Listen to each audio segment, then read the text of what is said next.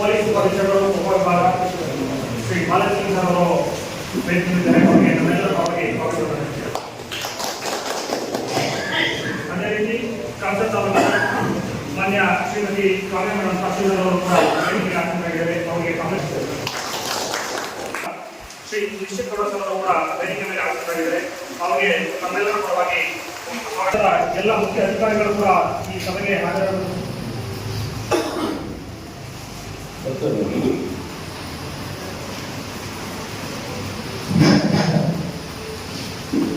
ಅದೇ ರೀತಿ ಮಾನ್ಯ ಅಧಿಕಾರಿಗಳು ಕೂಡ ಈ ಸಭೆಗೆ ಹಾಜರಾಗಬೇಕು ಅಂತೇಳಿ ಆ ಸಭೆಯ ಆಹ್ವಾನ ಪತ್ರಿಕೆಯಲ್ಲಿ ನಮೂದಿಸುತ್ತಾರೆ.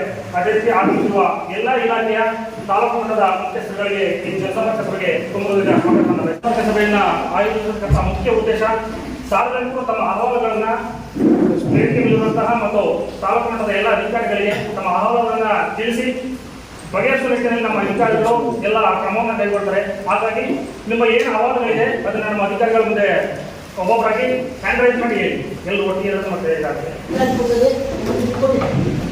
ಇರಲಿಲ್ಲ. ಆಮೇಲೆ ನಮಗೆ ತದನಂತರವಾಗಿ ಸಾಲ ಕುಟುಂಬದ ಪಾಲಾದಾಗ ಆ ಮನೆ ಕಟ್ಟಲಿಕ್ಕೆ ನಮಗೆ ಜಾಗ ಬಂತು. ಇತ್ತೀಚೆಗೆ ಒಂದು ಕಳೆದ ವರ್ಷಗಳ ಹಿಂದೆ ಆ ಜಾಗಕ್ಕೆ ಬೇರೆ ಹಾಕಲಿಕ್ಕೆ ಹೋದರೆ ಅರಣ್ಯ ಇಲಾಖೆಯನ್ನು ತಡೆ ಹೊಡೆದಿತ್ತು. ಅದು ಅವರು ಕಾರಣ ಸ್ಕೆಚ್ ಬಂದಿತ್ತು ಎಲ್ಲ ಹೇಳಿದರು. ಆದರೆ ಸ್ಕೆಚ್ಗಳು ನನ್ನ ಇದೆಯಿಲ್ಲ, ಬಾಣಿ ಇಂಟೆನ್ಷನ್ ಎಲ್ಲ ಇತ್ತು. ಆದರೆ ಅವ್ರು ಸ್ಕೆಚ್ ಕೊಡಿ ಇದಕ್ಕೆ ಅವ್ರು ಹೇಳ್ತಿದ್ರು. ನನಗೆ ಇಲ್ಲಿ ಒಂದು ಯಾವ ನಿಮಗೆ ಎಲ್ಲೊಂದು ಸ್ಕೆಚ್ಗಳು ಒಂದು ನನಗೆ ಸಿಕ್ಕೋಗಿಲ್ಲ. ಅದು ಸ್ಕೆಚ್ ನನಗೆ ಗೊತ್ತಿಲ್ಲ. ಅದು ನನಗೆ ಮನೆ ಕಟ್ಟಲಿಕ್ಕೆ ಆ 5 ಗುಂಟೆ ಜಾಗಗಳನ್ನು ನನಗೆ ಬಿಡಬೇಕು ಅಂತ ಅದರ ಬಗ್ಗೆ ಭಾಳ ಎಲ್ಲ ಕೇಳ್ಕೊಂಡೆ. ಏನು ಮಾಡಿದ್ರು ನನಗೆ ಅದನ್ನ ಪರಿಹಾರ ಮಾಡಲಿಕ್ಕೆ ಆಗಲಿಲ್ಲ. ಅದಕ್ಕೆ ಈ ಸಭೆಯಲ್ಲಿ ಗೊತ್ತಾಯಿತು. ಅದಕ್ಕಾಗಿ ನನಗೆ ಏನಾದರೂ ಮಾಡಿ ಒಂದು ದಾರಿ ಮಾಡಿಕೊಟ್ಟು ಆ ಸ್ವಾಧೀನಕ್ಕೆ ಆ ಜಾಗ 5 ಗುಂಟೆ ಜಾಗ ಮನೆ ಕಟ್ಟಲಿಕ್ಕೆ ಮೊದಲು ನಾನು ಬಾರಿ ಬಗ್ಗೆ ಮಾಡಲಿಲ್ಲ, ಬಿಟ್ಕೊಳ್ಬೇಕು ಅಂತ. ಯಾಕಂದರೆ ಇದು ಮನೆಯಲ್ಲಿ ನನ್ನ ತಮ್ಮವರಿಗೆಲ್ಲ ಪಾಲಾಗಿ ನನಗೊಂದು ಮನೆ ಕಟ್ಟಲಿಕ್ಕೆ ಬೇಕು. ಹಾಗಾಗಿ ನನಗೆ ಅರಣ್ಯ ಇಲಾಖೆಯವರು ನನಗೆ ಸಹಕಾರ ಕೊಡಬೇಕು, ಹಾಗೂ ಕಂದಾಯ ಇಲಾಖೆಯವರು ಸಹಕಾರ ಕೊಡಬೇಕು, ಅರಣ್ಯ ಇಲಾಖೆ ಪೊಲೀಸ್ ಇಲಾಖೆಯವರು ನನಗೆ ಸಹಕಾರ ಕೊಡಬೇಕು ಅನ್ನೋ ಉದ್ದೇಶದಿಂದ ನಾನು ಕೇಳ್ಕೊಳ್ತೀನಿ. ಇಲ್ಲ ಅರ್ಜಿ ಸರಿ, ಅರ್ಜಿ ಒಂದು ಕಚೇರಿಗೆ ಕಚೇರಿಗೆ ಅರ್ಜಿ ಕೊಡಬೇಕು. ಅದನ್ನು ಸಲ್ಲಿಸಿ ಅದೇ ದಾಖಲೆ ಸಮೇತ ಕೊಡಿ. ಇದು ರೆವಿನ್ಯೂ ಮಾಡ್ತಾರೋ ನಾವು ಫಾರೆಸ್ಟ್ ಅವ್ರ ಒಪಿನಿಯನ್ ಬೇಕು ಅಂದರೆ ಫಾರೆಸ್ಟ್ ಅವ್ರ ಒಪಿನಿಯನ್ ಬೇಕು ಅಂದರೆ ನಾವು ಸರ್ವೆ ಮಾಡಿಸಿ ಸೆಲೆಕ್ಟ್ ತಗೊಂಡು ಏನು ಮುಂದುವರೆ ಮೀಟಿಂಗು ಮಾದಕ ವಸ್ತುಗಳ ಬಗ್ಗೆ ಬೇರೆ ಏನಿದ್ರು ತಮ್ಮ ಅಹವಾಲುಗಳನ್ನು ಸಲ್ಲಿಸ್ಕೊಂಡು, ಆದರೆ ಅದರ ಬಗ್ಗೆ ಸೆಂಟರ್ಡ್ ಆಗಿದ್ರೆ ಇನ್ನೂ ಉತ್ತಮ. ಬಿಕಾಸ್ ಸಡ್ಲ ಬಂದಿರೋದ್ರಿಂದ ಅವ್ರಿಗೆ ಸುಲಭ ಆಗುತ್ತೆ ಹೇಗೆ ಮೈಕ್ರೋ ಮ್ಯಾನೇಜ್ಮೆಂಟ್ ಮಾಡ್ಬೋದು. ಇಲ್ಲಿ ಕಳೆದ 2 ತಿಂಗಳಿಂದ ಇಲ್ಲಿ ಈ ಡ್ರಗ್ಸು ಚಟುವಟಿಕೆ ಕಳಿಸೋದು ಜಾಸ್ತಿ ಆಗಿದೆ, ಕಾನೂನು ಸುವ್ಯವಸ್ಥೆ ಹಾಳಾಗಿದೆ ಮಾಡಿದೆ. ಫಸ್ಟ್ ಆಫ್ ಆಲ್ ಏನು ಕೇಳಿದರೆ ಅದೊಂದು ಇಂಟೆನ್ಷನ್ ಸೇರಿಕೊಂಡು ಸರ್ವಪಕ್ಷ ಸಭೆ ಅಂತಿರೋದು ಸರ್ವಪಕ್ಷ ಸಭೆ ಅಲ್ಲ ಸರ್. ಯಾಕಂದರೆ ನಾನು KDP ಸದಸ್ಯರಾಗಿದ್ದರೆ ಪಾರ್ಟಿ ಅಂತ ಮೊದಲೇ ಅಧ್ಯಕ್ಷ ಆಗಿ ನಮ್ಮನ್ನು ಕೂಡ ಇನ್ವಾಲ್ವ್ ಮಾಡಿಲ್ಲ. ಅದು ಸರ್ವ ಪಕ್ಷ ಅಲ್ಲ, ಅದರ ಸ್ವಾಗತ ಸಭೆ ಅದು ಫಸ್ಟ್ ಕ್ಲಿಯರ್ ಮಾಡ್ತೀನಿ. ಇನ್ನೊಂದೇನಿದೆ, ಇಲ್ಲಿ ಯಾವತ್ತು ಕಳಸ ಅನ್ನೋ ಡ್ರಗ್ಸ್ ಯಾವತ್ತು ಹೆಸರು ಬಂತು ಅಂದರೆ ಈ ಯುವಶಕ್ತಿಯನ್ನು ಕೊಲೆ ಆಯಿತು ಮಂಗಳೂರಿಗೆ, ಅವಾಗ ಕಳಸದಲ್ಲಿ ಇದು ಇನ್ವಾಲ್ವ್ ಇದೆ ಚರ್ಚೆ ಬಂತು. ಅವ್ರಿಗೆ ಅಷ್ಟು ಆಸಕ್ತಿ ಇದ್ದಿದ್ರೆ ಆ ನೆಕ್ಸ್ಟ್ ಡೇ ಕರಿಬೇಕು ಸಭೆಯನ್ನು. ಕಳಸರಿಗೆ ಸೇರಿದ್ದಾರೆ, ಅವ್ರು ಯಾರು ಎಂಥವರು ಯಾಕೆ ಮಾಡಿದ್ರು ಹಿಂಗೆ ಹೋದ್ರು ಸೇರಬೇಕಿತ್ತು, ಸೇರಿ ಮಾಡಿಲ್ಲ. ಇದಾದಮೇಲೆ ಏನಾಗುತ್ತೆ ಅಂದರೆ 2 ತಿಂಗಳ ನಂತರದಲ್ಲಿ ಕಳಸ ಎಸ್ಟೇಟಲ್ಲಿ ಒಂದು ಸಿವಿಲ್ ಡಿಸ್ಪ್ಯೂಟ್ ಇದೆ ಸರ್.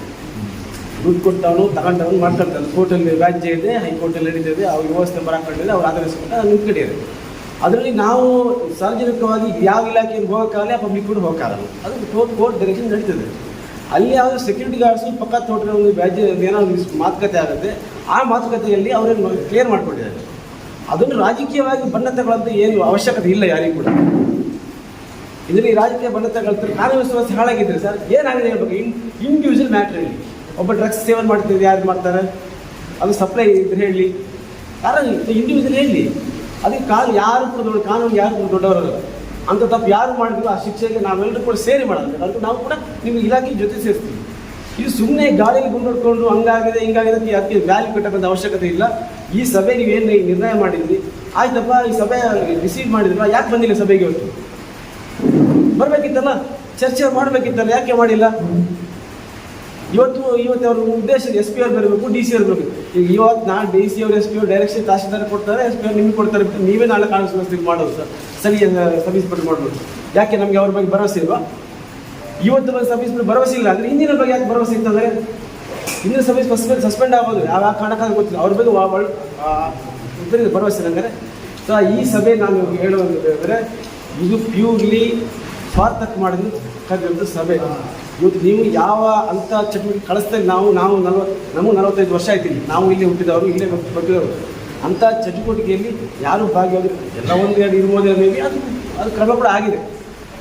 ಅದನ್ನು ನೋಡಿ ಈ ಜನ ಎಲ್ಲ ಸೇರಿದರೆ ತಮ್ಮ ಅಭಿಪ್ರಾಯ ಹೇಳಿ, ಎಲ್ಲ ಓಪನ್ ಆಗಿ ಹೇಳಿ, ಯಾರು ಮುಚ್ಚಿಟ್ಟು ಯಾರು ಹೆದರುವಂಥ ಭಯದಲ್ಲಿ ಬರ್ತದ ಅವಶ್ಯಕತೆ ಇಲ್ಲ, ಯಾರು ಊಟ ಮಾಡೋದು ಅವಶ್ಯಕತೆ ಇಲ್ಲ, ಎಲ್ಲ ಅವರು ದುಡ್ಡು ಹೊರ ತಿನ್ನುವಂಥವ್ರು. ಈಗ ಯಾಕೆ ಹೇಳಬೇಕು? ಅವರು ಎಲ್ಲರಿಗೂ ಮಾಡ್ಕೊಂಡಿದ್ದಾರೆ, ಹೇಳ್ಕೊಂಡಿದ್ದಾರೆ, ಬಟ್ ನಾವು ಎಲ್ಲರಿಗೂ ಬರೆದಿದ್ವಿ ಸರ್. ಈಗ ಇನ್ನೊಂದೇನೆ ಸರ್ ಬಿಡಿಯೋರು ಈಗ ನಾವು ಬಂದಿರೋದೇನೆಂದ್ರೆ ಇಲಾಖೆ ಪರವಾಗಿ ಸರ್ಕಾರ ಪರವಾಗಿ ನಾವು ಬಂದಿರ್ತೀವಿ ಸರ್. ನಾನು ನನ್ನ ಅಂತ ಕರೆದಿದ್ದು ಆಯ್ತು ಬಿಡಿ, ಅವ್ರು ಬಿಟ್ಬಿಡಿದ್ವು ಆಯ್ತು ಸರ್. ನನ್ನ ಕ್ಲಾರಿಟಿ ಎಲ್ಲರೂ ಕೆಲಸ ಮಾಡಿ ಚರ್ಚೆ ಬೇಡ. ನಾವು ಜಿಲ್ಲಾಡಳಿತ ಸಭೆ ಕರೆದುಕೊಂಡು ಡ್ರಗ್ಸ್ ಇದ್ದರೆ ಡ್ರಗ್ಸ್ ಕಂಟ್ರೋಲ್ ಮಾಡುವಂಥದ್ದು, ಮಾತುಕತೆ ಕಂಟ್ರೋಲ್ ಮಾಡುವಂಥದ್ದು ಪೊಲೀಸ್ ಇಲಾಖೆಯವ್ರದ್ದು, ಇನ್ನೊಂದು ಕಡೆ ಎಕ್ಸೈಸ್ನವ್ರ ಜವಾಬ್ದಾರಿ ಅವ್ರು ಮಾಡ್ತಾರೆ. ಅದಕ್ಕೂ ನಮಗೂ ಸಂಬಂಧ ಇಲ್ಲ. ವೈಯಕ್ತಿಕವಾಗಿ ಯಾರಾದರೂ ಅವ್ರ ತೋಟದಲ್ಲಿ ಯಾರು ಜನ ಹಾಕೊಳ್ತಾರೋ ಬಿಡ್ತಾರೋ ಅದು ಅವ್ರಿಗೆ ಬಿಟ್ಟಿದ್ದು, ಅದಕ್ಕೂ ಸಮಾಜಕ್ಕೂ ಸಂಬಂಧ ಇರೋದಿಲ್ಲ. ಆದರೆ ಇಲ್ಲಿ ಏನಪ್ಪ ಅಂತ ಹೇಳಿದ್ರೆ ಇವ್ರು ಹೇಳಿದಾಗೆ ಮಾದಕ ದ್ರವ್ಯ ಈಗ ಕಳಿಸಿದಲ್ಲಿ ಒಬ್ಬ ಏನೋ ಮಾಡೋದ ಅಂತ ಇಲ್ಲಿ ಮಂಗಳೂರಲ್ಲಿ CCB ಜೈಲಿನ ಹಾಕಿದ್ದಾರೆ, 3 ತಿಂಗಳಿದ್ದಾರೆ. ಕಾನೂನು ಪ್ರಕಾರ ಅವರ ಆದವನ್ನು ಇಲಾಖೆಯವರು ಅವ್ರಿಗೆ ಹೇಗೆ ಪನಿಷ್ಮೆಂಟ್ ಮಾಡಬೇಕು ಅದನ್ನು ಮಾಡ್ತಾರೆ. ನಮಗೇನು ಅಂತ ಹೇಳಿದ್ರೆ ಟೌನಲ್ಲಿ ಶಾಂತಿ ಭಂಗ ಆಗಬಾರ್ದು. ನಮಗೆ ಗೊತ್ತಿದ್ದಂಗೆ ಯಾವ ಶಾಂತಿ ಭಂಗನೂ ಇಲ್ಲ. ಇನ್ನೇನು ಸ್ವಲ್ಪ ಟೂರಿಸ್ಟ್ ಜಾಸ್ತಿ ಇದ್ದಾರೆ, ಅದನ್ನು ಈಗ ನಿಮ್ಮ ಇಲಾಖೆಯವರು ಭಾಳಷ್ಟು ವಾಚ್ ಆ್ಯಂಡ್ ವಾಕ್ ಮಾಡ್ತಿದ್ದಾರೆ, ನಿಮ್ಮ ಲೈಸೆನ್ಸ್ಗಳನ್ನ ಚೆಕ್ ಮಾಡ್ತಿದ್ದಾರೆ, ಸ್ಪೀಡ್ ಡ್ರೈವಿಂಗ್ ನೋಡ್ಕೊಂಡು ಅದನ್ನೂ ಕೇಸ್ ಹಾಕ್ತಿದ್ದಾರೆ. ಇದು ನಡೀತಾ ಇದೆ. ವೈಯಕ್ತಿಕ ಸಮಸ್ಯೆಗಳು ಯಾರಿಗಾದರೂ ಇದ್ದರೆ ಮತ್ತು ಇನ್ನೊಂದು ಏನಂದರೆ ಎಕ್ಸೈಸ್ನವ್ರು ಬಂದು ಹಳ್ಳಿ ತಗೊಂಡೋಗಿ ಮಾರುವಂಥ ಶರಾಬ್ ಮಾರುವಂಥ ಒಂದು ವ್ಯವಸ್ಥೆನ ಎಕ್ಸೈಸ್ನವ್ರು ಕಂಟ್ರೋಲ್ ಮಾಡ್ಬೋದು. ಅದು ಯಾಕೆ ಅಂದರೆ ಸರ್ಕಾರ ಏನು ಮಾಡಿದೆ, ಬಡವರು ಉದ್ಧಾರ ಆಗಲಿ ಅಂತ ಎಲ್ಲ ಯೋಜನೆಗಳನ್ನ ಮಾಡಿದೆ. ಮನೆ ಬಾಗಿಲಾಗ ತಾನಾಗಿ ಶರಾಬ್ ಮಾರಿದರೆ, ಬ್ರಾಂಡಿ ಮಾರಿದರೆ ದುಡಿದವನು ಏನು ಮಾಡ್ತಾನೆ, ಸೀದಾ ಅಲ್ಲಿಗೆ ಹೋಗ್ತಾನೆ. ಈಗ ಹಳ್ಳಿಯಿಂದ 8-10 ಕಿಲೋಮೀಟ್ರ್ ಬಂದು ಟೌನಲ್ಲಿ ದಿವಸ ಕುಡಿಯೋಕ್ಕಾಗೋದಿಲ್ಲ, ಮನೆ ಬಾಗಿಲ ಸಿಗೋದು ಕುಡಿತಾನೆ. ಕುಡಿದವನ ಆರ್ಥಿಕ ಸ್ಥಿತಿ ಹಾಳಾಗ್ತದೆ, ಆರೋಗ್ಯ ಹಾಳಾಗ್ತದೆ. ಇದನ್ನು ಎಕ್ಸೈಸ್ನವ್ರು ಮೇಯ್ನ್ ಕಂಟ್ರೋಲ್ ಮಾಡಬೇಕಾಗಿತ್ತು. ಡ್ರಗ್ಸ್ ನಮಗೆ ಗೊತ್ತಿದ್ದೇಗೆ ಏನಂತ ನಮಗೆಲ್ಲೂ ಗೊತ್ತಾಗ್ತಾ ಇಲ್ಲ, ನಾವು ಟೌನಲ್ಲೇ ಇರೋರು, ಗೊತ್ತಾಗ್ತದೆ ಏನಾದರೂ ಆದರೆ. ಹಾಗಾದರೂ ಪೊಲೀಸ್ನವ್ರು ಗಮನಂತಂದರೆ ಪೊಲೀಸ್ನವ್ರು ಹಿಡಿದುಕೊಂಡು ಒಳಗಾಗ್ತಾರೆ ಕೇಸ. ನೀವು ಇದನ್ನೊಂದು ಸ್ಟ್ರಿಕ್ಟ್ ಮಾಡಿಸಿ. ಯಾವುದು ಹೆಂಡ ಮಾರುವಂಥ ಎಕ್ಸೈಸ್ನವ್ರದ್ದು ಅದು ಓಪನ್ ಸೀಕ್ರೆಟ್, ಅದು ಯಾರೇ ಇರಲಿ ಎಲ್ಲ ಹಳ್ಳಿನಲ್ಲೂ ತಗೊಂಡೋಗಿ ಮಾಡ್ತಾಯಿದ್ದಾರೆ. ಕೆಲವು ಕಡೆ ಅಂತೂ ಒಂದು ಬ್ರಾಂಡಿ ಶಾಪ್ ಥರನೇ ಆಗ್ಬಿಟ್ಟಿದೆ. ಅದನ್ನು ಕಂಟ್ರೋಲ್ ಮಾಡಿದರೆ ನೀವು ಅಷ್ಟೇ ಜನ ಬಡವ್ರನ್ನ ಉದ್ಧಾರ ಮಾಡೋಕ್ಕಾಗ್ತದೆ. ಅದನ್ನು ಫಸ್ಟ್ ಮಾಡಿ. ಮತ್ತು ಲೋಕಲ್ ಬಿಡಿ, ಅವ್ರವ್ರದ್ದು ಗೂಂಡಾಗಿರಿ ಮತ್ತೊಂದು ಮಾಡಿದ್ರೆ ಲ್ಯಾಂಡ್ ಆರ್ಡರ್ ಮೈಂಟೈನ್ ಮಾಡೋದು ನೀವು ಮಾಡ್ಕೊಳ್ತೀರಿ. ಅದನ್ನು ನಾವು ಪಬ್ಲಿಕ್ ಕೇಳೋದು ಅಲ್ಲ, ನಾವು ನಿಮ್ಮ ಹತ್ರ ಹೇಳೋದಲ್ಲ. ನನಗೆ ತೊಂದರೆ ಆಗಲ್ಲ, ನಾನು ಇಲಾಖೆಗೆ ಬರ್ತೀನಿ, ನೀವು ನನಗೆ ಸಪೋರ್ಟ್ ಕೊಡ್ತೀನಿ. ನಾನು ನ್ಯಾಯವಾಗಿದ್ದರೆ ಮಾತ್ರ, ಅಷ್ಟು ಬಿಟ್ಟರೆ ಬೇರೆದಕ್ಕೂ ಸಂಬಂಧ ಇಲ್ಲ. ಅದು ಇದಕ್ಕೋಸ್ಕರ ಒಂದು ಸಭೆ ಕರೆದಿದ್ದು ನಮಗೇನು ಅಷ್ಟು ಸಮಂಜಸ ಕಂಡಿಲ್ಲ. ಅವ್ರಿಗೋಸ್ಕರ ಮಾಡಿಲ್ಲ, ಅವರಿಗೆ ನಾನು ಅವ್ರಿಗೆ ಸಮಸ್ಯೆ ಬಂದಾಗ ಏನು ಪೇಪರಲ್ಲಿ ಬಂತು, ನಾನು ಓದಿದೆ, ನಮ್ಮ ಮನೆ ಬೆಂಗಳೂರಲ್ಲಿದ್ದೆ, ಪೇಪರಲ್ಲಿ ಹೋಗ್ತೇನೆ, ಮತ್ತು ನಿಮ್ಮದು ಮೀಟಿಂಗ್ ಕರೆದಿದ್ದು ನಾವು ನೋಡಿದ್ವಿ. ನಾವು ಅದಕ್ಕೋಸ್ಕರ ಇವತ್ತು ಒಂದು ನಮ್ಮ ಅನಿಸಿಕೆ ಏನಿಲ್ಲ, ಅದನ್ನು ಮಾಡಿ ನಾವು ಡಿಸೈಡ್ ಮಾಡಿದ್ವಿ. ಅದಕ್ಕೆ ತಾವುಗಳೆಲ್ಲ ಬಂದಿದ್ದಾರೆ. ಅದಕ್ಕಾಗಿ ನಮ್ಮ ಇಲಾಖೆ ವತಿಯಿಂದ ತಮಗೆಲ್ಲರಿಗೂ ಉತ್ಪೂರ್ವಕವಾಗಿ ಧನ್ಯವಾದಗಳನ್ನು ಅರ್ಪಿಸ್ತಾ ಇದ್ದೀನಿ. ಈ ಒಂದು ಕಾರ್ಯಕ್ರಮ ಮಾಡೋ ಉದ್ದೇಶ ಏನಿದೆ ಅಂತ ಹೇಳಿದ್ರೆ, ಅಧಿಕಾರಿಗಳು ಮತ್ತು ಸಾರ್ವಜನಿಕರಲ್ಲಿ ಒಳ್ಳೆಯ ಬಾಂಧವ್ಯ ಇರಬೇಕು. ಅವಾಗೇ ಸಮಾಜಕ್ಕೆ ಸ್ವಸ್ಥವಾದ ಸಮಾಜವನ್ನು ಕಟ್ಟಲು ಸಹಾಯ ಆಗುತ್ತೆ. ಈಗ ನಮ್ಮಲ್ಲಿ ಏನಾಗಿದೆ ಅಂತ ಹೇಳಿದ್ರೆ, ಈಗ ಎಲ್ಲ ರೀತಿಯೂ ಇರುತ್ತೆ. ಪೊಲೀಸ್ ಸ್ಟೇಷನ್ ಅಂದರೆ ಎಲ್ಲ ರೀತಿ ಕಂಪ್ಲೇಂಟ್ಸ್ ಬರುತ್ತೆ, ಎಲ್ಲ ರೀತಿ ಬರ್ತಾರೆ. ಯಾಕಂದರೆ ವಿ ಆರ್ ಫಸ್ಟ್ ರೆಸ್ಪಾಂಡೆಂಟ್. ಯಾಕಂದರೆ ಜನಕ್ಕೆ ಏನಂದರೆ ಪೊಲೀಸರಿಗೆ ಹೇಳಿದ್ರೆ ಕ್ರಮ ತಗೊತಾರೆ ಅಂತ ಒಂದು ಬಗ್ಗೆ ನಿರೀಕ್ಷೆ ಇದೆ. ಹಾಗಾಗಿ ನಾವು ಇವತ್ತು ಎಲ್ಲ ಇಲಾಖೆಯವ್ರಿಗೆಲ್ಲ ಇಂಟಿಮೇಷನ್ ಮಾಡಿದ್ವಿ. ಕೆಲವರು ಅಧಿಕಾರಿಗಳು ಬಂದಿದ್ದಾರೆ, ಕೆಲವರು ಅಧಿಕಾರಿಗಳು ಕಾರಣಾಂತರಗಳಿಂದ ಗೈರಾಜರಾಗಿದ್ದಾರೆ. ಇವತ್ತು ಏನು ತಾವೆಲ್ಲ ಅರ್ಜಿಗಳು ಕೊಟ್ಟಿದ್ದೀರಿ ತಹಸೀಲ್ದಾರ್ ಮೇಡಮ್ಗೆ, ಮತ್ತು ಫಾರೆಸ್ಟ್ ಅವ್ರದ್ದು ಸ್ವಲ್ಪ ನೀವು ಹೇಳಿದ್ದೀರಿ, ಮತ್ತು ಪಟ್ಟಣ ಪಂಚಾಯತಿ ಗ್ರಾಮ ಪಂಚಾಯತಿ ಬಗ್ಗೆ ಎಲ್ಲ ಹೇಳಿದ್ದೀರಿ. ಅದನ್ನೆಲ್ಲ ನಾವು ನೋಟ್ ಮಾಡಿಕೊಂಡು ಅದನ್ನು ನಿಮ್ಮ ಸಮಸ್ಯೆಗಳನ್ನು ಬಗೆಹರಿಸಿ ನಾವು ಕ್ರಮ ಕೈಗೊಳ್ತೀವಿ. ಈಗ ನಮ್ದು ಏನಾಗಿದೆ ಅಂತ ಹೇಳಿದ್ರೆ, ಈಗ ಜನವರಿ ಈ 26ನೇ ತಾರೀಕು ಡ್ರಗ್ ನಿರ್ಮೂಲನಾ ದಿನಾಚರಣೆ ಅಂತ ನಾವು ಮಾಡ್ತೀವಿ. ಅಂದರೆ ಮಾದಕ ವಸ್ತು ನಿರ್ದೇಶ ಸೇವನೆ ಮತ್ತು ಮಾರಾಟ ನಿಷೇಧ ಅಂತ ದಿನ ಅಂತ ನಾವು ಆಚರಣೆ ಮಾಡ್ತೀವಿ. ಅದರ ಅಂಗವಾಗಿ ಸಾರ್ವಜನಿಕರಿಗೆ ಇದ್ರ ಬಗ್ಗೆ ಅರಿವು ಕಾರ್ಯಕ್ರಮ ಮೂಡಿಸಬೇಕು ಅಂತ ಹೇಳ್ಬಿಟ್ಟು ನಮ್ಮ ಸರ್ಕಲರ್ ಇದೆ. ಅದರಿಂದ ನಾವು ಇವತ್ತು ಕಳಸದಲ್ಲಿ ಬಂದು ಇದೊಂದು ಕಾರ್ಯಕ್ರಮ ಮಾಡಿದ್ವಿ. ಈಗ ಡ್ರಗ್ಸ್ ಅಂದರೆ ಏನಾಗ್ತದೆ ಅಂತ ಹೇಳಿದ್ರೆ, ಕೆಲವೊಂದು ಡ್ರಗ್ಸ್ ಅಂತ ಮಾಮೂಲಿ ನಮಗೆ ಏನು ಗೊತ್ತಿದೆ ಸಾರ್ವಜನಿಕರಿಗೆ ಅಂದರೆ ಜಸ್ಟ್ ಟ್ಯಾಬ್ಲೆಟ್ಸು, ಅತ್ತೀಚೆಗೆ ಅಂದರೆ ಬ್ರೌನ್ ಶುಗರ್ ಅಂತ ಗೊತ್ತಿರ್ತದೆ. ಡ್ರಗ್ಸಲ್ಲಿ ತುಂಬ ವೆರೈಟೀಸ್ ಇದೆ. ಎಷ್ಟು ವೆರೈಟೀಸ್ ಇದೆ ಅಂತ ಹೇಳಿದ್ರೆ ನಿಮಗೆ ನಿಮ್ಮ ಕೈಯಲ್ಲಿದ್ದರೂ ಸಹಿತ ನಿಮ್ಗೆ ಅದನ್ನು ಐಡೆಂಟಿಫೈ ಮಾಡೋಕ್ಕಾಗಲ್ಲ. ಕೆಲವು ಡ್ರಗ್ಸ್ಗೆ ಸ್ಮೆಲ್ ಇರಲ್ಲ, ಕಲರ್ ಇರಲ್ಲ, ನಿಮಗೇನು ಗೊತ್ತೇ ಆಗಲ್ಲ. ಆ ರೀತಿ ಡ್ರಗ್ಸ್ ಇರುತ್ತೆ. ಆಮೇಲೆ ಕೆಲವೊಂದು ಡ್ರಗ್ಸ್ನ ನಮ್ಮ ಇದರಲ್ಲೂ ಪ್ರಾಹಿಬಿಟೆಡ್ ಇದೆ, ಅಂದರೆ ಓನ್ಲಿ ಪ್ರಿಸ್ಕ್ರಿಪ್ಷನ್ ಕೊಟ್ಟು ಮಾಡಬೇಕು, ಆ ಥರ ತೊಗೊತಾರೆ. ಈಗ ನೀವು ಇತ್ತೀಚಿನ ದಿನ ನೋಡ್ಬೋದು, ಈ ಸಣ್ಣ ಹುಡುಗರೆಲ್ಲ ಈ ನಮ್ಮ ಸೊಲ್ಯೂಷನ್ ಬರುತ್ತಲ್ಲ, ಫೈಟ್ ಮಾಡೋ ಸೊಲ್ಯೂಷನ್ಸ್, ಅದನ್ನು ತೊಗೊತಾರೆ. ಅದು ಡ್ರಗ್ಗೆ, ಅದರಲ್ಲೂ ನಶೆ ಬರುತ್ತೆ. ಈ ರೀತಿ ಸ್ವಲ್ಪ ಸಣ್ಣ ಮಕ್ಕಳಲ್ಲಿ ಈ ಥರ ನಶೆ ಡ್ರಗ್ಸ್ ಒಂದು ಸೇವನೆ ಮಾಡೋದು ಅಭ್ಯಾಸ ಆಗಿಬಿಟ್ರೆ ತುಂಬ ಕಷ್ಟ ಆಗುತ್ತೆ. ಅದಕ್ಕಾಗಿ ನಾವು ಸಾರ್ವಜನಿಕರು ನಮ್ಮ ಸಮಾಜದಲ್ಲಿ ಡ್ರಗ್ಸ್ ಮುಕ್ತ ಸಮಾಜ ನಾವು ಮಾಡಬೇಕಾಗಿರೋ ನಮ್ಮ ಉದ್ದೇಶ ಆಗಿದೆ.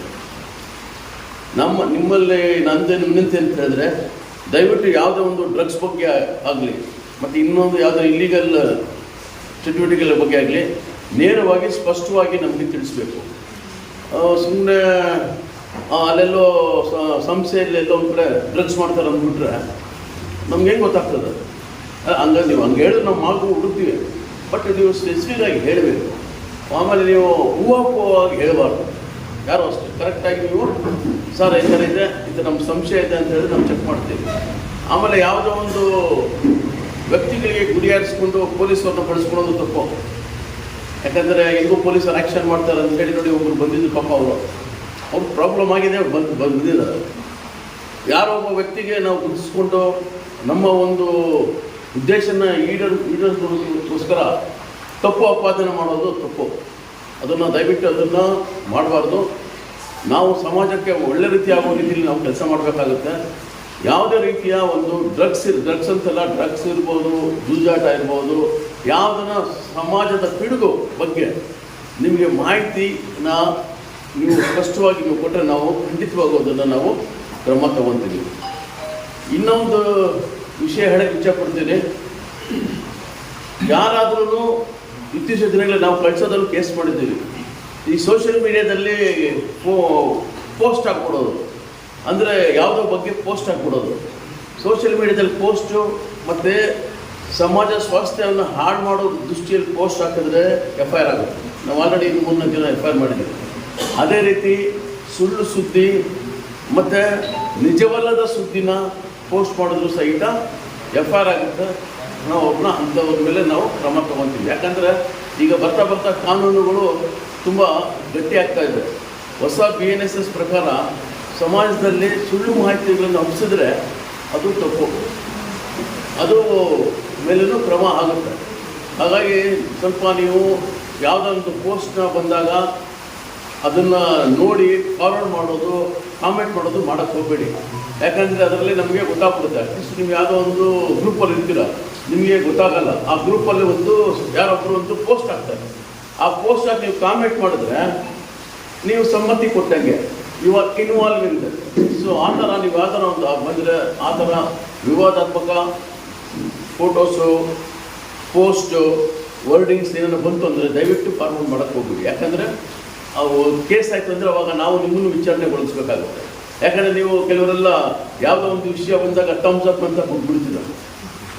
ತಮ್ಮ ಕೊಟ್ಟರೆ ಏನರ್ಥ? ನಿಮ್ಮ ಸಮ್ಮತಿ ಇದೆ ಅಂತ. ಹೌದಾ ತಾನೆ? ನೀವು ಒಂದ್ಸತಿ ನಿಮ್ಮ ಸಮ್ಮತಿ ಇದೆ ಅಂದರೆ ನೀವು ಒಪ್ಕೊಂಡಿದ್ದೀರ ಅಂದಂಗೆ ಆಯಿತು. So you are become one of part of that. ಯಾರೋ ಒಬ್ಬ ಕೂತ್ಕೊಂಡು ಎಲ್ಲ ಸೋಷಿಯಲ್ ಮೀಡಿಯಾದಲ್ಲಿ ಹಾಕಿದ್ದನ್ನು ನೀವು ಅದನ್ನು ಪ್ರೋತ್ಸಾಹ ಕೊಟ್ಟಂಗಾಗುತ್ತೆ. ಯಾವುದೋ ಒಂದು ಸಮಾಜ ಪಿಡುಗನ್ನು ಪ್ರೋತ್ಸಾಹ ಕೊಡೋದು ತಪ್ಪು. ಸೊ ಇದನ್ನೆಲ್ಲ ಸ್ವಲ್ಪ ಹೇಳಬೇಕು. ಮತ್ತು ದಯವಿಟ್ಟು ನೀವೆಲ್ಲ ನಮ್ಮ ಶಾಲಾ ಮಕ್ಕಳ ಬಗ್ಗೆ ಸ್ವಲ್ಪ ಗಮನ ಹರಿಸಿ ನಿಮ್ಮ ಊರಲ್ಲೇ ನಿಮ್ಮ ಸುತ್ತಮುತ್ತ ಇರತಕ್ಕಂಥ ಶಾಲೆಗಳಲ್ಲಿ ಹೊರಗಡೆ ಯಾವುದನ್ನ ಮಾದಕ ವಸ್ತುಗಳನ್ನು ಮಾರಾಟ ಮಾಡ್ತಾ ಇದ್ದಾರೆ ಮತ್ತು ಏನೋ ಸ್ವಲ್ಪ ನಿಮ್ಗೆ ಗೊತ್ತಾಗುತ್ತೆ, ಪಬ್ಲಿಕ್ಗೆ ಏನೋ ಒಂದು ನಡೀತಾ ಇದ್ರೆ ಪಬ್ಲಿಕ್ಗೆ ಗೊತ್ತಾಗುತ್ತೆ. ತಕ್ಷಣ ಪೊಲೀಸರು ಗಮನಕ್ಕೆ ತಗೊಂಬನ್ನಿ. ನಾವು ಟೌನಲ್ಲಿ ಇದ್ದರೆ ಸಬ್ ಇನ್ಸ್ಪೆಕ್ಟ್ರು ಎಲ್ಲ ಕಡೆ ಹೋಗ್ತಾರೆ. ಬೀಟ್ ಕಾನ್ಸ್ಟೇಬಲ್ಗೆ ನಿಮಗೆ ಆಲ್ಮೋಡು ನಮ್ಮಲ್ಲಿ ಚೆನ್ನಾಗಿದೆ, ಬೀಟ್ ಚೆನ್ನಾಗಿ ನಡೀತಾ ಇದೆ ನಮ್ಮಲ್ಲಿ. ನಮ್ಮ ಬೀಟ್ ಕಾನ್ಸ್ಟೇಬಲ್ಗೆ ನೀವು ಇನ್ಫಾರ್ಮೇಷನ್ ಕೊಟ್ಟರೆ ಸಾಕು, ಅದು ನಮ್ಮೂರು ತಲುಪುತ್ತೆ. ನಾನು ಈಗ ಇಲ್ಲಿ ಕಳಸ ಪೊಲೀಸ್ ಬೀಟಲ್ಲಿ ನಾನು ಗ್ರೂಪಲ್ಲಿ ಇದ್ದೀನಿ, ಕೆಲವರೆಲ್ಲ ಕಾಮೆಂಟ್ಸ್ ಎಲ್ಲ ಆಗ್ತಾ ಇರ್ತಾರೆ, ನಾನು ನೋಡ್ತಾ ಇರ್ತೀನಿ. ಸೊ ಇದೊಂದು ಒಳ್ಳೆಯ ವ್ಯವಸ್ಥೆ ಇದೆ. ಯಾಕಂದರೆ ಸಮಾಜನ ಸ್ವಸ್ಥವಾಗಿ ಇಟ್ಕೊಳ್ಳೋದು ಪ್ರತಿಯೊಬ್ಬರು ಜವಾಬ್ದಾರಿ. ಪೊಲೀಸರು ಇದನ್ನು ಬಿಡಿ ಅವರೆಲ್ಲ ಕಾಪಾಡ್ತಾರೆ ಆ ಥರ ಅಲ್ಲ. ಯಾಕಂದರೆ ನಮ್ಮದು ಜವಾಬ್ದಾರಿ ಇದೆ. ಯಾಕಂದರೆ ಸಮಾಜ ಅಂದಮೇಲೆ ಎಲ್ಲರಿಗೂ ಅನುಕೂಲ ಆಗಬೇಕು, ಎಲ್ಲರೂ ನಾವು ಜೊತೆಯಲ್ಲೇ ಇರಬೇಕು. ಆ ರೀತಿ ನೀವು ಸಮಾಜದ ಸ್ವಾಸ್ಥ್ಯದ ಬಗ್ಗೆ ನೀವು ಸ್ವಲ್ಪ ಕಾನ್ಸಂಟ್ರೇಟ್ ಮಾಡಿದ್ರೆ ಒಳ್ಳೆಯದಾಗುತ್ತೆ. ಯಾವುದೋ ಒಂದು ದುಷ್ಕರ, ಯಾಕಂದರೆ ಇವತ್ತು ಡ್ರಗ್ಸಿಂದ ನಮ್ಮ ಮನೆಯಲ್ಲಿ ಅಂದರೆ ನಮ್ಮ ಮಗ ಕಟ್ಟೋದ್ರೆ ಹೇಗೆ ನಮಗೆ ನೋವಾಗುತ್ತೆ ಹೇಳಿ. ಯಾಕಂದರೆ ಈಗ ನಮ್ಮ ಮಗ ಈಗ ಫಸ್ಟ್ ರ್ಯಾಂಕ್ ಬಂದರೆ ಎಷ್ಟು ಖುಷಿ ಆಗುತ್ತೆ, ಅದೇ ನನ್ನ ಮಗ ಫೈಲ್ ಆದರೆ ಖುಷಿ ಆಗುತ್ತಾ? ಅಕ್ಕಪಕ್ಕ ನೋಡಿ ನಾವು ಬೇಜಾರು ಮಾಡ್ಕೊತೀವಿ, ಏನಪ್ಪ ನನ್ನ ಮಗ ಓದಿಲ್ಲ ಅಲ್ವಾ, ಯಾಕಪ್ಪ ಅಟ್ಲೀಸ್ಟ್ ಯಾರನ್ನ ಕೇಳ್ತಾರೆ. ಹಾಗಾಗಿ ದಯವಿಟ್ಟು ನೀವು ಸಮಾಜ ಸ್ವಾಸ್ಥ್ಯದ ಬಗ್ಗೆ ಸ್ವಲ್ಪ ಗಮನ ಹರಿಸಿ. ಯಾವುದೇ ಒಂದು ಕಾನೂನು ಬಾಹಿರ ಚಟುವಟಿಕೆ ಇದ್ದಲ್ಲಿ ಅಥವಾ ಬೇರೆದಿದ್ದಲ್ಲಿ ಹೇಳಿ. ಯಾವುದೋ ಲ್ಯಾಂಡ್ ಡಿಸ್ಪ್ಯೂಟು, ಯಾರ್ಯಾರಿಗೂ ಏನೋ ಲ್ಯಾಂಡ್ ಡಿಸ್ಪ್ಯೂಟ್ ಇರುತ್ತೆ, ಕೋರ್ಟಲ್ಲಿ ಇರುತ್ತೆ, ಅದಕ್ಕೆ ಬಂದು ನಮಗೆ ಹೇಳಬಾರ್ದು. ಯಾಕಂದರೆ ಅದು ನಾವು it is not hour purview. ಅಂದರೆ ನಮ್ಮ ಒಂದು ಸಿವಿಲ್ ಮ್ಯಾಟರ್ಸಲ್ಲಿ ನಾವು ಪೊಲೀಸವರು ಇನ್ವಾಲ್ವ್ ಆಗಂಗಿಲ್ಲ. ಅದಕ್ಕೆ ಸಾಕಷ್ಟು ಹೈಕೋರ್ಟ್ ಡೈರೆಕ್ಷನ್ಸ್ ಇದೆ. ಆ ಲ್ಯಾಂಡ್ ಡಿಸ್ಪ್ಯೂಟ್ಗಳಿಗೆ ಹತ್ರ ನಾವು ಕಷ್ಟ ಆಗುತ್ತೆ. ಯಾಕಂದರೆ ನಾವು ಏನು ಕ್ರೈಮ್ನ ಕಂಟ್ರೋಲ್ ಮಾಡ್ತೀವಿ ವಿನಃ ಸಿವಿಲ್ ಡಿಸ್ಪ್ಯೂಟ್ ನಾವು ಸಾಲ್ವ್ ಮಾಡೋಕ್ಕೆ ನಮ್ಮ ಕೈಲಿ ಆಗಲ್ಲ. ಯಾಕಂದರೆ ಅದೆಲ್ಲ ನ್ಯಾಯಾಲಯದಲ್ಲಿ ಇರುತ್ತೆ, ನ್ಯಾಯಾಧೀಶರಿಗೆ ಗೊತ್ತಿರುತ್ತಲ್ಲ ಜಾಸ್ತಿ. ಅದು ನಮಗೂ ಹೈಕೋರ್ಟ್ ಡೈರೆಕ್ಷನ್ಸ್ ಎಲ್ಲ ಬಂದಿದೆ, ಅದನ್ನು ನಾವು ಮಾಡೋಕ್ಕೆ ಆಗಲ್ಲ. ಅದನ್ನು ಸ್ವಲ್ಪ ತಿಳ್ಕೊಳ್ಳಿ. ಈಗ ಮೇಡಮ್ ಅವರು ನಿಮಗೆ 94C ಬಗ್ಗೆ ಹೇಳಿದ್ದಾರೆ. ಅದೇನು ಇರ್ತದ್ರೆ ಮೇಡಮ್ ಅವ್ರಿಗೆ ಕಾರ್ಯವ್ಯಾಪ್ತಿ ಇದೆ, ಅವ್ರು ನಿಮಗೆ ಹಕ್ಕುಪತ್ರ ಕೊಡ್ಬೋದು. ಹಕ್ಕುಪತ್ರ ಕೊಟ್ಟಿಲ್ಲ ಅಂತ ಹೇಳಿ ಅವ್ರು ಕೇಳ್ಬೋದು. ನೀವು ಜಮೀನು 10 ಎಕರೆ ಕೊಡಿ ಅಂತ ಅವ್ರು ಕೊಡೋಕ್ಕೆ ಬರೋಲ್ಲ. ಯಾಕಂದರೆ ಅವ್ರದ್ದು ಕಾರ್ಯವ್ಯಾಪ್ತಿ 10 ಎಕರೆ ಕೊಡೋಕ್ಕೆ ಬರೋಲ್ಲ. ಹಂಗೆ ಕೊಡೋಂಗಿದ್ದು ತುಂಬ ಜನ ತೊಗೊತಾ ಇದ್ರು, ನಾವು ಹಾಕ್ಕೊಂಬೋದಾಯ್ತು ಒಂದು ಹಂಗೆ. ಯಾಕಂದರೆ ನಾವು ಈಗ ನಮ್ಮ ಪೊಲೀಸ್ ಇಲಾಖೆಗೆ ನಾವು ಅಪ್ಲಿಕೇಶನ್ ಹಾಕ್ಕೊಳ್ಬೇಕು ಅನ್ನೋದ್ರೆ ನಾವು ಕಾನೂನುಬದ್ಧನೇ ಹಾಕ್ಕೊಳ್ಬೇಕಾಗುತ್ತೆ. ಈಗ ನಾವೊಂದು ಪೊಲೀಸ್ ಸ್ಟೇಷನ್ ಕಟ್ಟಬೇಕು, ಜಾಗ ಬೇಕು ಅಂತ ಹೇಳ್ತಾ ಇದ್ದರೆ ನಾವು ಸುಮ್ಮನೆ ನಾವೇ ಕಟ್ಟೋಕ್ಕಾಗಲ್ಲ. You have to follow the procedure. ಎಲ್ಲಿದೆ ಐಡೆಂಟಿಫೈ ಮಾಡಬೇಕಾಗುತ್ತೆ, ಪ್ರಪೋಸಲ್ ಕಳಿಸ್ಬೇಕಾಗುತ್ತೆ, ತಹಸೀಲ್ದಾರ್ ನೋಡ್ತಾರೆ, RI ನೋಡ್ತಾರೆ. ಈ ಥರ ಪ್ರಪೋಸಲಲ್ಲಿ ಕಾನೂನುಬದ್ಧವಾಗಿ ನಾವು ಎಲ್ಲ ತೊಗೊಳ್ಬೇಕಾಗುತ್ತೆ. ಸೊ ಹಂಗಾಗಿ ಇದು ಈ ಒಂದು ಸಭೆಯಲ್ಲಿ ತಾವು ಕೆಲವು ಇಂಪಾರ್ಟೆಂಟ್ ಏನಿದೆ, ಮಾದಕ ವಸ್ತುಗಳು ಮತ್ತು ನಮ್ಮ ಒಂದು ಸಮಾಜ ಸ್ವಾಸ್ಥ್ಯದ ಬಗ್ಗೆ ಇತ್ತು ಕಾನ್ಸಂಟ್ರೇಟ್ ಇತ್ತು. ಅದ್ರ ಜೊತೆಯಲ್ಲಿ ನಾವು ಎಲ್ಲರೂ, ನಾನು ಒಂದು ಸುಮಾರು ದಿನಗಳಾಯಿತು, ಸುಮಾರು ಒಂದು 6 ತಿಂಗಳಾಯಿತು ನಾವು ನಿಮ್ಮಲ್ಲಿ ಯಾರು ಪರಿಚಯ ಇಲ್ಲ, ಕೆಲವರು ಬಿಟ್ಟರೆ ಹೆಂಗಾರು ನನಗೆ ಪರಿಚಯ ಇಲ್ಲ. ನಿಮ್ಮನ್ನೆಲ್ಲ ಒಂದು ಸತಿ ಪರಿಚಯ ಮಾಡ್ಕೊಳ್ಬೇಕು ಅನ್ನೋ ಉದ್ದೇಶದಿಂದ ಇವತ್ತೊಂದು ಜನಸಂಪರ್ಕ ಸಭೆ ಮತ್ತು ಮಾರಕ ದ್ರವ್ಯಗಳು ಮತ್ತು ವ್ಯಸನಿಗಳ ಬಗ್ಗೆ ಮಾಹಿತಿ ಕೊಡಬೇಕು ಅಂತ ಹೇಳ್ಬಿಟ್ಟು ಇವತ್ತೊಂದು ಸಭೆ ಕರೆದಿದೆ. ಈ ಒಂದು ಅಂತ ದೊಡ್ಡ ಸಮಸ್ಯೆ ಅಲ್ಲ ಅಂತ, ಬಟ್ ಇವತ್ತಿಗೆ ಸಣ್ಣ ಪುಟ್ಟದಾಗಿ ಒಬ್ಬರೋ ಇಬ್ಬರೋ ಸೇರಿಸ್ತಾ ಇರೋದು ನಾಳೆ ಸ್ಕೂಲು ಕಾಲೇಜ್ಗೆ ತಲುಪಬಾರ್ದು. ಆ ಉದ್ದೇಶಕ್ಕೆ ಮೈಕ್ರೋ ಮ್ಯಾನೇಜ್ಮೆಂಟ್ ಮಾಡಬೇಕಾದವರು ಇವರು. ಹಾಗಾಗಿ ಅವ್ರು ಇವತ್ತು ಒಂದು ಸಭೆ ಕರೆದಿರೋದು. ಅದಕ್ಕೆ ಇದು ಸಮಂಜಸ. ಯಾಕೆಂದ್ರೆ ಇವತ್ತು ಇಲ್ಲದೆ ಇರ್ಬೋದು, ಬಟ್ ಮಾಧ್ಯಮಗಳಲ್ಲಾಗಲಿ ಇನ್ನೊಂದು ಕಡೆ ಆಗಲಿ ಬಂದಾಗ ಅದನ್ನು ಎನ್ಶೋರ್ ಮಾಡೋದು ನಮ್ಮೆಲ್ಲರ ಜವಾಬ್ದಾರಿ. ಹಾಗಾಗಿ ತಾವು ತಾಲೂಕಿನ ದಂಡಾಧಿಕಾರಿಗಳು ತಮ್ಮ ಹೇಳ್ತಾ ಇದ್ದೀನಿ. ನನ್ನ ಹೆಸರು ರಮೇಶ್ ಕೇಳಪುರ ಅಂತ ಹೇಳ್ತಾರೆ. ಇಲ್ಲಿ ಏನಾಗಿದೆ, ಈಗ ಅಪರಾಧ ಇದರಲ್ಲಿ ಈಗಿನ ಮಕ್ಕಳು ಭಾಳ ಅವ್ರನ್ನ ಮೇಲೆ ಕೆಟ್ಟ ದುಷ್ಪರಿಣಾಮ ಬೀಳ್ತಾ ಇದ್ದಾರೆ. ಇದಕ್ಕೆ ಕಾರಣ ನಮ್ಮ ಸರ್ಕಾರಿ ಶಾಲೆಗಳಲ್ಲಿ ಇವತ್ತು ಶಿಕ್ಷಣದ ಗುಣಮಟ್ಟ ಕ್ಷೀಣಿಸ್ತಾ ಇದೆ, ಕಡಿಮೆ ಆಗ್ತಾ ಇದೆ. ಬಹಳ ಮುಖ್ಯವಾಗಿ ನಾನು BO ಅವರಲ್ಲಿ ಹೇಳ್ಬೇಕಿತ್ತು, ಇವತ್ತು ಅವರು ಇಲ್ಲ, ಆಗ ನಿಮ್ಮಲ್ಲಿ ಹೇಳ್ತಾ ಇದ್ದೀನಿ.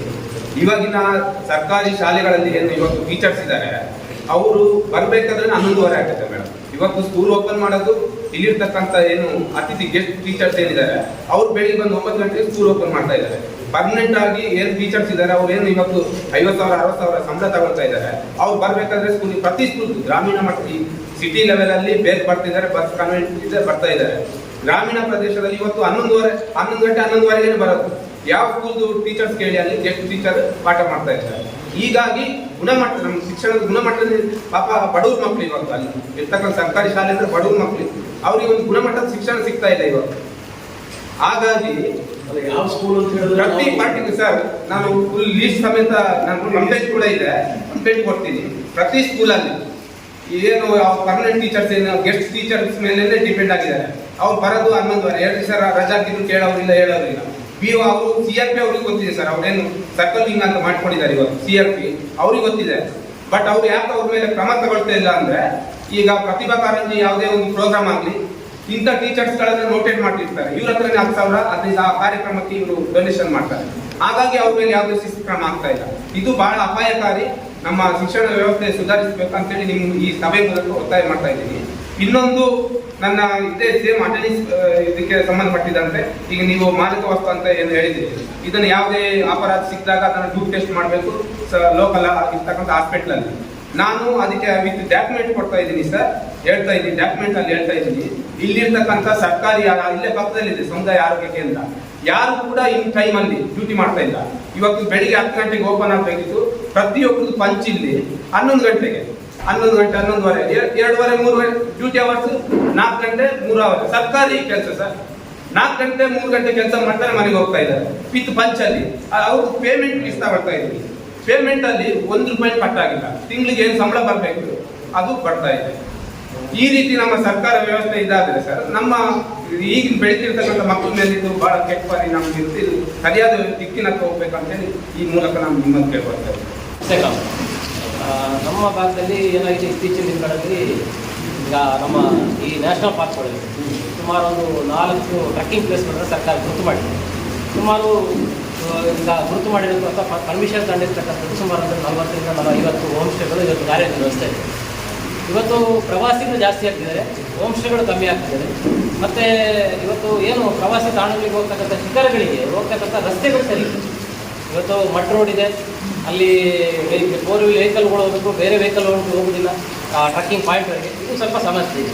ಅದಕ್ಕೆ ವೇದಿಕೆಗಳಲ್ಲಿ 4 ಇಲಾಖೆಗಳು ಇವತ್ತು ನೀವು ಕೂತ್ಕೊಂಡಿದ್ದೀವಿ, 3 ಇಲಾಖೆಗಳು ಇವತ್ತು ಇಲ್ಲಿ ಒಂದು ಸಮಾನ ಏನು ಯಾರು ಇವತ್ತು ಅನ್ಲೀಗಲ್ ಆಗಿ ಹೋಮ್ ಸ್ಟೇ ಮಾಡ್ತಿದ್ದಾರೆ ಅದನ್ನು ಲೀಗಲ್ ಆಗಿ ಮಾಡಿಕೊಡ್ಲಿಕ್ಕೆ ತುಂಬ ನೀವು ನಿಮ್ಮ ಯಾವ್ಯಾವುದು ಕಂದಾಯ ಇಲಾಖೆ ಇರ್ಬೋದು, ಪೊಲೀಸ್ ಇಲಾಖೆ ಇರ್ಬೋದು, ಅರಣ್ಯ ಇಲಾಖೆ ಇರ್ಬೋದು, ಈ 3 ಇಲಾಖೆಗಳು ಇವತ್ತು ಸಹಕಾರವನ್ನು ಕೊಟ್ಟು ಈ ಏನು ಈ ಕಳಸ ಭಾಗದಲ್ಲಿರ್ತಕ್ಕಂಥ ಪ್ರವಾಸೋದ್ಯಮವನ್ನು ಒಳ್ಳೆ ರೀತಿಯಲ್ಲಿ ಇಂಪ್ರೂವ್ ಮಾಡ್ಕೊಡ್ಬೇಕು ಅಂತ ತಿಳ್ಕೊಂಡಿದ್ದೀವಿ.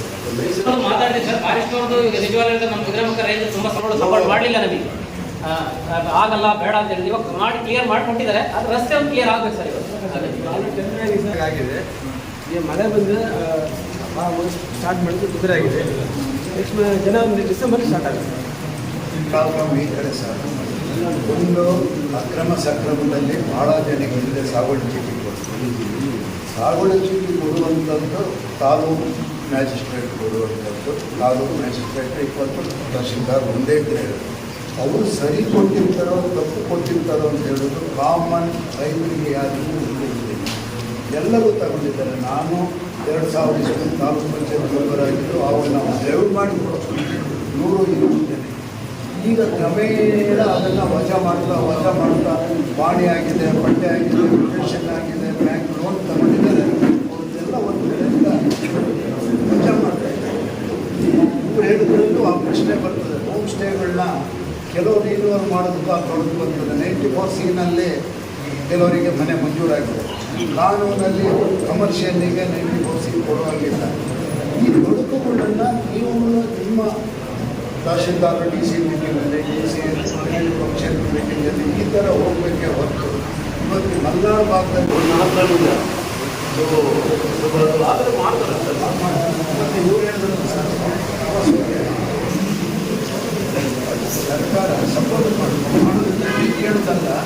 ನಾವು ಪ್ರವಾಸೋದ್ಯಮ ಮಿನಿಸ್ಟರ್ಗಳನ್ನ ಭೇಟಿ ಮಾಡಿ ಪ್ರವಾಸೋದ್ಯಮದ ಅನುದಾನಗಳನ್ನ ಕೇಂದ್ರ ರಾಜ್ಯದಲ್ಲಿಕೊಂಡು ಹಾಕ್ಕೊಂಡು ಇನ್ನೊಂದು 2-3 ರಸ್ತೆ, ಕುದುರೆಮುಖ ಪೀಟಿ ಹೋಗೋದು ಒಂದಿದೆ, ಒಂದು ನೇತ್ರಾವತಿ ಇದೆ, ಒಂದು ಜಾಫರ್ ಮೈಸೂರು, 3 ರಸ್ತೆ ಇದು ಮಾಡಿಬಿಟ್ರೆ ಇಲ್ಲಿಯ 20% ಜನ ನೆಮ್ಮದಿ ಬರ್ತಿದ್ದಾರೆ, ಆ ಬದುಕಾಗ್ತದೆ. ಅದಕ್ಕೆ ಸಾರ್ವಜನಿಕರಿಗೆ ಬಂದಿದೆ ಅಂತ ನಾವು ರಿಪೋರ್ಟ್ ಮಾಡಿದ್ದೇವೆ. ಎಲ್ಲ ಸಾಕ್ತಾ ಇದ್ದೀವಿ. ಆದರೆ ಯಾನಗಾರರನ್ನ ಪೂರ್ತಿ ಕಳಸಪೇಟೆ ಎಲ್ಲ ಕಡೆ ರಸ್ತೆಯಲ್ಲೇ ಬಿಡ್ತಿದ್ದಾರೆ. ನೋಡಿ ಹೋಗಿ ಜಾಕನ್ ಮಚ್ಚಿಗೆ ಬಿಟ್ಟು ಬರೋಣ, ಬೆಂದ್ಕೊಂಡಿರಲಿ ಅಂದರೆ ಅಲ್ಲಿ ಕಡೆ ಆಯಿತಾ, ಹೋಗಿ ಕುದುರೆಮುಖ ಬಿಡೋಣ, ಅಲ್ಲೂ ನಮಗೆ ಬಿಡೋಕ್ಕಾಗಲ್ಲ.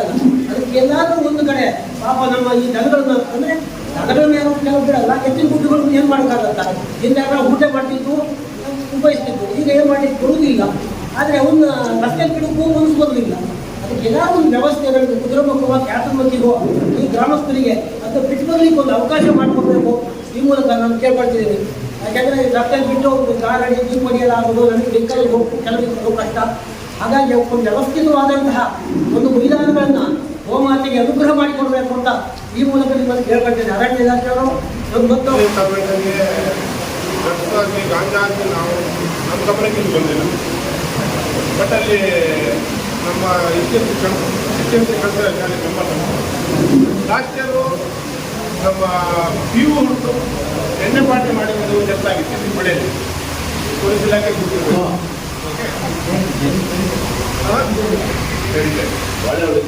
ಹೌದು.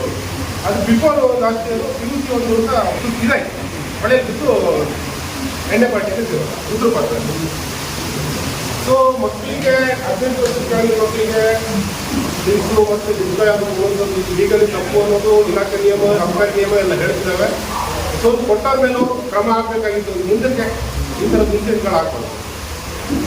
ಇನ್ನು ಎರಡನೇದು ನಮ್ಮ DF ಇವರಿಗೆ ಅರಣ್ಯ ಇಲಾಖೆ ಸರ್, ಅರಣ್ಯ ಸಮಿತಿ ಕಳೆದ ಇದು ಹೊತ್ತಿಂದ ಇಲ್ಲಿ ಬಲಿಗೆಗೆ ಅಂತ ಮಕ್ಕಳನ್ನ ಕರ್ಕೊಂಡು ಬರೋಕ್ಕೆ ಶಾಲೆ ಮಕ್ಕಳನ್ನು ಕರ್ಕೊಂಡು ಬರೋಕ್ಕೆ ಬಸ್ಸಿನ ವ್ಯವಸ್ಥೆ ಮಾಡಿದ್ರು. ಅರಣ್ಯ ಸಮಿತಿ ಅಂತ ಬರ್ತಿತ್ತು ಅವ್ರು ಕೆಲಸ. ಒಂದು ವರ್ಷದಿಂದ ನಿಲ್ಲಿಸಿದ್ದೀರಿ. ಬಸ್ ನಿಲ್ಲಿಸಿಲ್ಲ ಅಲ್ಲ, ಬಸ್ ನಿಂತೋಗಿದೆ. 40 ಮಕ್ಕಳು ಶಾಲೆಗೆ ಬರ್ತಾರೆ. ಒಂದು ಅದರಲ್ಲಿ 15-16 ಮಕ್ಕಳುಗಳು ಬಸ್ಸು ಏನೂ ಇಲ್ಲ ಅಲ್ಲಿ. ಬೇರೆ ವೆಹಿಕಲ್ ಮಾಡಿ ಬರೋಕ್ಕಾಗದೆ ಜಾತಿ ಅರಣ್ಯ ಸಮಿತಿ ಅದರಲ್ಲಿ ಸುಮಾರು ಒಂದು 50-60 ಲಕ್ಷ ರೂಪಾಯಿ ದುಡ್ಡಿದೆ ಅಂತ ಕೇಳ್ಕೊಳ್ತೀವಿ. ಅದು ಕಳ್ಸ ಗ್ರಾಮಸ್ಥರಿಗೆ ದುಡ್ಡು. ಅದು ಸರ್ ಇಲಾಖೆ ದುಡ್ಡು ಆಗಿರಲ್ಲ. ನಿಮ್ಗೆ ಅದರದ್ದು ಅರಣ್ಯ ಸಮಿತಿ ಇದ್ರ ಪ್ರಕಾರ ಒಂದು ಪಾಲ್ ನಂಬರ್ ನಾವು ಅರಣ್ಯ ಸಮಿತಿ ಮೆಂಬರ್ಗಳೇ. ಸೊ ನಮ್ಮ ದುಡ್ಡು ನಮ್ಮ DF ನಿಮ್ಮ ಇಲಾಖೆಯವ್ರ ಹತ್ರ ಹೋಲ್ಡ್ ಮಾಡಿ ಕೊಟ್ಟಿಯಾರಂತೆ. ಅದು ಈಗಲೇ ಇಲ್ಲಿಗ ನಿಮ್ಗೆ ಏನು ಕಾರಣ ಮಕ್ಕಳಿಗೂ ಶಿಕ್ಷಣ ವ್ಯವಸ್ಥೆ ಕಂಡು ಬೀಳ್ತಾರೆ. ಅದ್ರ ಬಗ್ಗೆ ದಯವಿಟ್ಟು ಅದ್ರ ಬಗ್ಗೆ ಗಮನಕ್ಕಿದೆ. ಹೋದ ವರ್ಷಕ್ಕೆ ಮಕ್ಕಳು ಪೇಮೆಂಟ್ ಬಾಕಿ ಆಗಿಲ್ಲ. ಹೋದ ವರ್ಷ ಮಕ್ಕಳು ಹೋಗಿದ್ದಾರೆ. ಬಸ್ನವರಿಗೆ 4 ಲಕ್ಷ ಪೇಮೆಂಟ್ ಬಾಕಿ. 4 ವರ್ಷ ಮಕ್ಕಳು ಹೋಗಿದ್ದಾರೆ. ಈ ವರ್ಷ 4.5 ಲಕ್ಷ ಪೇಮೆಂಟ್ ಮಾಡ್ತೀವಿ. ಈ ವರ್ಷ ಹೋಗಿದ್ದಾರೆ. ಈ ತಿಂಗಳಿಂದ ಸ್ಟಾರ್ಟ್ ಮಾಡಿಲ್ಲ. ಸಮಸ್ಯೆ ಕೆಲವಿಲ್ಲ, ಸರಿಯಾದ ದಯವಿಟ್ಟು ಸರಿ ಮಾಡಿ. ಹಾಗೆ ಇನ್ನೊಂದು ಮೊನ್ನೆ ಸರ್ವಪಕ್ಷ ಸಭೆಯಲ್ಲಿ ಹೇಳ್ಕೊಳ್ಳುವಂಥ ಸರ್ವಪಕ್ಷ ಸಭೆ ನಮ್ಮ ವಿಷಯ ಪ್ರಸ್ತಾಪನೆ ಬಂತು. ಕಪ್ಪು ಹಣದಲ್ಲಿ ಇಲ್ಲಿ ಎಸ್ಟೇಟ್ಗಳನ್ನ ಖರೀದಿ ಮಾಡ್ತಾರೆ. ಇನ್ನೊಂದು ಯಾವುದು ಅಲ್ಲ ಚರ್ಚೆ ನಮ್ಮ ಅಭಿಪ್ರಾಯ. ಹಾಗೆ ಅದರಲ್ಲಿ ಇಲ್ಲಿ ಯಾರು ವಿದೇಶದಲ್ಲಿದ್ದವರು, ಇಲ್ಲಿ ನಮ್ಮ ಭಾರತದ ಪ್ರಜೆಗಳೆಲ್ಲ ಅಂಥವ್ರ ಸಮೇತ ಎಸ್ಟೇಟ್ಗಳಿದ್ದಾವೆ ಇಲ್ಲಿ. ಬ್ರಿಟಿಷ್ ಕಾಲದಲ್ಲಿ ನಿಮಗೆ ನಾವಿನ್ನು ಕಾನೂನು ಮಾತಾಡೋದು ಸಂವಿಧಾನ ಬದಲಾಯಿಸಬೇಕಾದ ಪರಿಸ್ಥಿತಿ ಬರ್ಬೋದು. ಅಲ್ಲ ನಮ್ಮದು ಇದು ಎಲ್ಲ ವಿದೇಶದಲ್ಲಿದ್ದಾರೆ ಅವರು. ಇಲ್ಲಿ 1000 ಎಕರೆ ತೋಟಗಳಿದ್ದಾವೆ.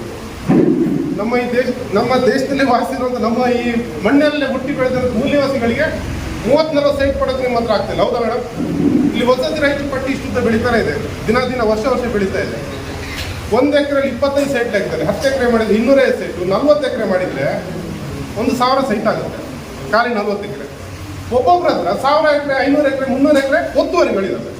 ನಮಗೆ ದೊಡ್ಡ ಜಮೀನು ಕೊಡಿ ಅಂತ ಕೇಳ್ತಾರೆ. 10 ಎಕರೆ 20 ಎಕರೆ ಅವ್ರದ್ದು ನಾಯಿ ಗೂಡು ಕಟ್ಟೋಷ್ಟು ಆದರೂ ಜಮೀನು.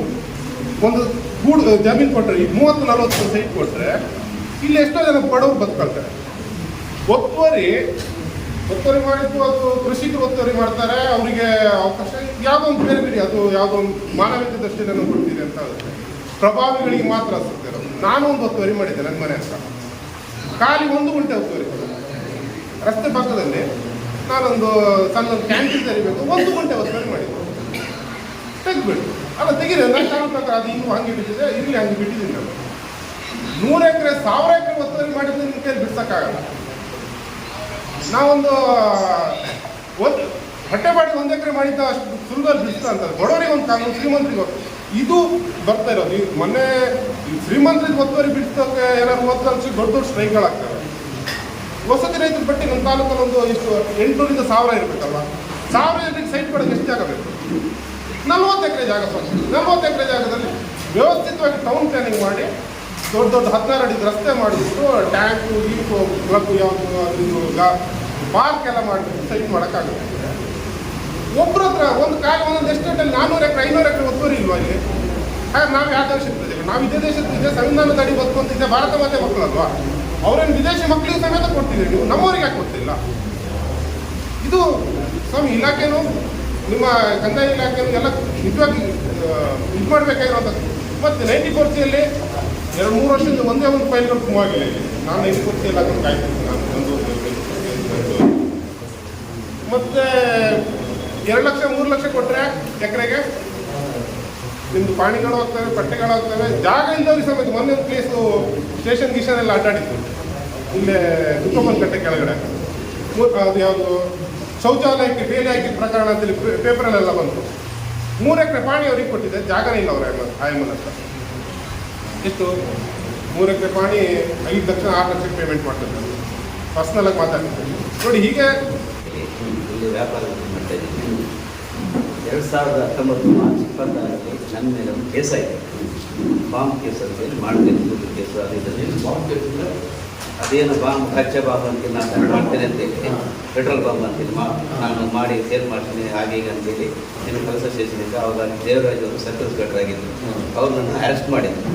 ಅರೆಸ್ಟ್ ಮಾಡಿ ನನಗೆ ಏನೂ ಗೊತ್ತಿಲ್ಲ.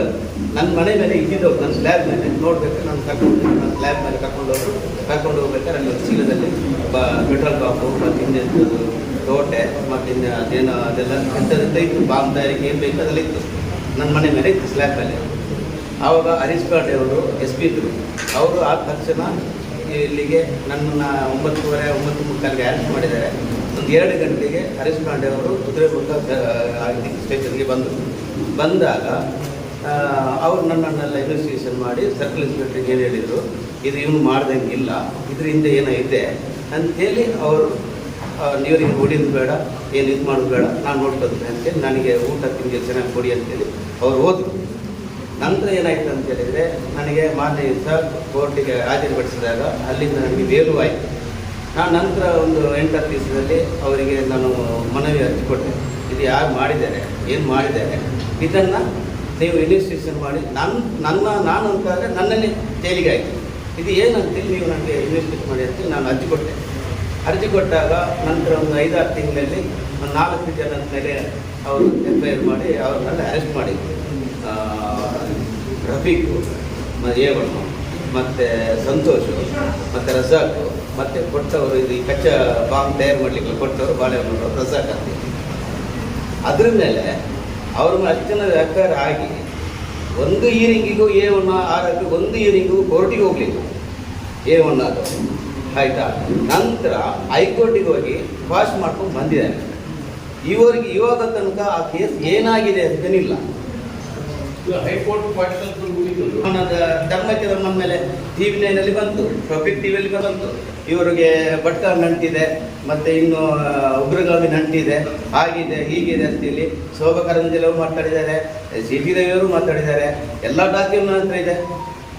ಇದಕ್ಕೆ ಯಾರು ಮಾಡಿದಾರೆ ಅಂತ ಆಗಬೇಕಲ್ಲ. ಹಾಗಾದ್ರೆ ನನ್ನ ಮೇಲೆ ಒಂದು ಕೇಸ್ ಮಾಡ್ತೀರಿ, ನಾನು ಪಾಸ್ ಮಾಡ್ಕೊಂಡ್ರೆ ಮುಗೀತಾ? ಅದು ಪಾಸ್ ಮಾಡಲಿಕ್ಕೆ ನೀವು ಪೊಲೀಸ್ನವ್ರು ಏನು ಎವಿಡೆನ್ಸ್ ಅದನ್ನು ಕೊಡಲಿಕ್ಕೆ ಏನು ಕೇಳಲ್ವ? ಅದರಲ್ಲಿ ನಾನು ಯಾರ ಮೇಲೆ ಕಂಪ್ಲೇಂಟ್ ಮಾಡಿಲ್ಲ. ಹಾಗಂತೇಳಿ ನನಗೆ ಇಂಥವ್ರು ನನಗೆ ಅವರು ಇರ್ಬೋದು, ಯಾರ ಮೇಲೆ ನೀವು ಪೊಲೀಸ್ನವ್ರು ಇನ್ವೆಸ್ಟಿಗೇಷನ್ ಮಾಡಿದ್ದೀರಿ, ತನಿಖೆ ಆಗಿದೆ, ಅದಕ್ಕೆ ತಕ್ಕ ಸಾಕ್ಷಿ ಇದೆ, ಎಲ್ಲ ಆಗಿದೆ. ಕಾರಣ ಇರ್ತದೆ, ಎವಿಡೆನ್ಸ್ ಇರುತ್ತೆ, ಪ್ರೊಸೀಜರ್ಸ್ ಇರುತ್ತೆ. ಅದು ಯಾವ ರೀತಿ ಅದು ಮಾಡಿದ್ದಾರೆ ಅಂತ ನೋಡಿ ನಾನು ನೋಡ್ತೀನಿ. ಅದನ್ನು ಜೈಲಿಗೆ ಗಲ್ಲಿಗೆ ಕೊಡಿ, ತೊಂದರೆ ಇಲ್ಲ, ಗಲ್ಲಿಗೆ ಏರಿಸಿ. ನಾನು ಬಾಂಬು ಅಂತೇಳಿ ಮಾಡಿದಾಗ ನನಗೆ ಒಬ್ರಿಗಲ್ಲ, ನಾನು ಈಗ ಮುಸ್ಲಿಮ್ಸ್, ನನ್ನಿಂದ ಇನ್ನೊಬ್ರಿಗೆ ಮುಸ್ಲಿಮ್ಸ್ ಅವ್ರು ತೊಂದರೆ ಆಗ್ಬಾರ್ದಲ್ಲ. ತೊಂದರೆ ಯಾರಿಗೆ ತೊಂದರೆ ಆಗಲ್ಲ. ಈಗ ಮತ್ತೆ ಇನ್ನು ಏನಂತ ಹೇಳಿದ್ರೆ, ಇಲ್ಲಿ ಪೊಲೀಸ್ ಸ್ಟೇಷನ್ ಅಂತ ಹೇಳಿದರೆ ಯಾರಿಗೂ ಒಬ್ಬರಿಗೆ ಸೀಮಿತ ಆಗಿರಬಾರ್ದಲ್ಲ. ಪೊಲೀಸ್ನವ್ರ ಕೆಲಸ ನಿಮ್ಮ ಕೆಲಸ ನೀವು ಮಾಡಲಿಕ್ಕೆ ಬಿಡಬೇಕಲ್ಲ. ಯಾರಾದ್ರೂ ನಾವಾದ್ರೂ ಯಾರಾದ್ರೂ ಗಂಡ ಹೆಂಡತಿ ಜಗಳ ಆದ್ರಿ ನಾವು ಬರೋದಲ್ಲಿ ಬರೋದು, ಅವ್ರು ನಮ್ಮ ಕಡೆಯವರು ಅವ್ರನ್ನ ಬಿಡಿ, ಇಲ್ಲ ಇನ್ನೊಂದು ಆಕ್ಸಿಡೆಂಟ್ ಆಯಿತು ನಮ್ಮ ಕಡೆಯವರು ಅಲ್ಲಿ ಬಿಡಿ, ಇಲ್ಲ ಯಾಕೆ ಪೊಲೀಸರು ನಿಮ್ಮ ಕೆಲಸ ನೀವು ಮಾಡ್ತೀರಲ್ವಾ? ಯಾಕೆ ಸೀಮಿತ ಆಗಿರ್ಲಿಕ್ಕೆ? ನಾಡ ಕಚೇರಿ ನೋಡಿ, ಸರ್ಕಲ್ ಇನ್ಸ್ಪೆಕ್ಟರ್ ಮೇಲೆ ಕೇಸ್ ಮಾಡಿದರು, ಸಬ್ ಇನ್ಸ್ಪೆಕ್ಟರ್ ಮೇಲೆ ಕೇಸ್ ಮಾಡಿದರು, ಗೌರ್ಮೆಂಟ್ ಡಾಕ್ಟರ್ ಮೇಲೆ ಕೇಸ್ ಮಾಡಿದರು, ತಹಸೀಲ್ದಾರ್ ಮೇಲೆ ಕೇಸ್ ಮಾಡಿದರು. ಎಲ್ಲ ದಾಖಲೆ ನಂತಿದ್ದೆ, ಎಲ್ಲ ದಾಖಲೆ ನೀವು ಇನ್ನಾಕ ಕೊಡ್ತೇನೆ. ಇವ್ರನ್ನ ಯಾಕೆ ಇಲ್ಲಿ ಸ್ಟೇಷನಿಗೆಲ್ಲ ನುಗ್ಲಿಕ್ಕೆ ನೀವು ಬಿಡ್ತೀರಾ? ನಾನೇ ಆಗಲಿ ಇಂಪ್ಲೆನ್ಸ್ಗೆ ಯಾಕೆ ಬಿಡ್ತೀರಿ? ಇಲ್ಲಿ ಯಾಕೆ ಬರ್ಬೇಕು ಇಂಪ್ಲೆನ್ಸಿಗೆ? ಮಾಡಿ ಅವನು ಏನು ಹೇಳ್ತಾನೆ, ಅವ್ರು ಏನು ಹೇಳ್ತಾರೆ, ಅದು ಇಲ್ಲಿ ನಡಿಬೇಕು ಇಲ್ಲಿ, ಆಯ್ತಾ? ಮತ್ತೆ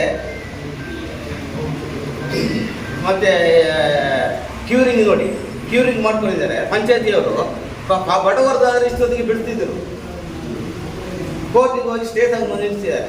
ಸರ್ಕಾರಿ ಜಾಗ, ಸರ್ಕಾರಿ ಇದು ಪಂಚಾಯತಿ ಸೊತ್ತು, ಅದು ಬಡವರಿಗಾರು ಬಿಟ್ಟಿದ್ದಾರೆ. ಆ ಒಂದು ಕಾಂಪ್ಲೆಕ್ಸಲ್ಲಿ ಒಂದು ಬಾಡಿಗೆ ತಗೊಂಡ್ರೆ ಒಂದು ತಿಂಗಳಿಂದ ಬಾಡಿಗೆ ಕೊಡ್ತಿದ್ರೆ ಮಾರನೇ ದಿವಸ ಬೀಗ ಹಾಕ್ತದೆ ಅಂತ ಹೋಗ್ತಾರೆ. ಇದಕ್ಕೆ ಯಾಕೆ ಬೀಗ ಹಾಕಲ್ಲ? ನೈಟಿ ಕೋಸಿಯಲ್ಲಿ ಮೇಡಮ್, ನೈಟಿ ಕೋಸಿಯಲ್ಲಿ ಬೇಕಾದಷ್ಟು ಬೋಗಸ್ ಆಗಿದೆ. ಒಂದೊಂದು ಮನೆಗೆ ಒಂದೇ ಮನೆಗೆ ಎರಡೆರಡು ದಾಖಲೆ ಇಟ್ಟು ನೈಟಿ ಕೋರ್ಸ್ ಕೊಟ್ಟಿದ್ದಾರೆ. ಇದೇ ತಾಲೂಕು ಪಂಚಾಯತ್ ಮೆಂಬರ್ ರಫೀಕ್ ಅನ್ನೋರು ಮನೆಗೆ 2 ನೈಟಿ ಕೋರ್ಸ್ ಇದೆ. ಒಂದು ಒರಿಜಿನಲ್ ಆಗಿದೆ, ಅದಕ್ಕೆ ಪುನಃ ಒಂದು ನೈಟಿ ಕೋರ್ಸ್ ಇದೆ. ಇದೊಂದು ಸರ್ಕಾರಿ ಜಾಗ ಅಲ್ವಾ ಅದು? ಅಲ್ಲಿ ಕೆಲವೇರಲ್ಲಿ ಕೆಳಗಡೆ ಅವ್ರದ್ದು 1 ಎಕರೆ ರೆಕಾರ್ಡ್ ಜಾಗ ಇದೆ, ಪಕ್ಕದಲ್ಲಿ ಸರ್ಕಾರಿ ಜಾಗ ಇದೆ. ಯಾರಂತ ಸಾಲ ಮಾಡಿಕೊಂಡು ಆ ಸಾಲಕ್ಕೆ ಸರ್ಕಾರಿ ಜಾಗ 12 ಲಕ್ಷ ರೂಪಾಯಿಗೆ ನೈಟಿ ಕೋರ್ಸಿಗೆ ಕೊಡ್ತಾರೆ. ಈ ಥರ ದಂಧೆ ಇದೆ. ನಿಮ್ಮ ಬಸ್ರಿಗಲ್ ಗೇಟಲ್ಲಿ ಬಾಂಬ್ ಬ್ಲಾಸ್ಟ್ ಆಗಿದೆ, ಅದನ್ನು ಬಸ್ರಿಗಲ್ ಗೇಟು ಚೆಕ್ ಪೋಸ್ಟ್. ಅದೇ ನಂದು ನಾವು 2019 ಮಾರ್ಚ್ 26ಕ್ಕೆ ನಂದು ಕೇಸ್ ಆಗಿದೆ. ಮಾರ್ಚ್ 15ಕ್ಕೆ ಬಸ್ರಿಗಲ್ ಚೆಕ್ ಪೋಸ್ಟ್ಗೆ ಬ್ಲಾಸ್ಟ್ ಆಗಿದೆ. ಅದನ್ನು ಮುಚ್ಚಿ ಹಾಕಿದ್ದಾರೆ. ಇವಾಗ ತನಕ ಇನ್ವೆಸ್ಟಿಗೇಷನ್ ಇಲ್ಲ, ಬ್ಲಾಸ್ಟ್ ಆಗಿದೆ. ಮುಚ್ಚಾಗಿ ಇಲ್ಲಲ್ಲ, ಯಾಕೆ ಬ್ಲಾಸ್ಟ್ ಆಗಿದೆ? ಎಲ್ಲ ಬ್ಲಾಸ್ಟ್ ಆಗಿದೆ, ಇಲ್ಲೇ ಇಲ್ಲ. ಕೇಸ್ ಆಗಿದೆ, ಎಫ್ಐಆರ್ ಇದೆ, ಎಫ್ಐಆರ್ ಇದೆ. ಹಾಂ, ಮಾಡಿದ್ದಾರೆ, ಎಫ್ಐಆರ್ ಇದೆ, ಕೇಸ್ ಆಗಿದೆ, ಆಗಲಿದೆ ಸರ್. ಅದೆಲ್ಲ ಇದು ಬಂದು ಸಾರ್ವಜನಿಕ ನಮ್ಮ ಕಂದಾಯ ಇಲಾಖೆ ಮತ್ತು ಏನು ಅವರು ಇಶ್ಯೂ ಮಾಡಿದ್ರು, ಆ ಏನು ಹಕ್ಕುಪತ್ರ ಕೊಟ್ಟರು ಜನರಿಗೆ, ಇನ್ನೂ ಕೂಡ ಅವ್ರ ನಿವೇಶನ ಅಲ್ಲಿ ಕೊಡಲಿಲ್ಲ. ಬರೀ ನಾಮಕಾವಸ್ಥೆಗೆ ಅಷ್ಟೇ ಕೊಟ್ಟರು. ಅದು ಬಿಟ್ಟರೆ 30 ವರ್ಷದಲ್ಲಿ ಎಲ್ಲೂ ಕೂಡ ಕೊಡಲಿಲ್ಲ. ಆ ಹಕ್ಕುಪತ್ರ 85 ಸರ್ವೆ ನಂಬರ್ ಕಳಸ ಗ್ರಾಮ ಪಂಚಾಯತಿ ಕೊಟ್ಟಿದ್ದಾರೆ.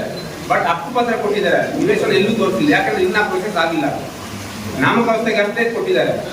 ಈ ರೀತಿ 6 ಗ್ರಾಮ ಪಂಚಾಯತಿಯಲ್ಲಿ 30 ವರ್ಷ ಆಯ್ತು ಮೇಡಮ್. ಇವತ್ತು ನೀವೊಂದು VRI ಅಂತ ರಿಪೋರ್ಟ್ ಕೇಳಿ, ಎಲ್ಲೂ ಕೂಡ ಸರ್ಕಾರಿಗೆ ಅವ್ರು ರಿಪೋರ್ಟ್ ಹಾಕ್ತಾರೆ.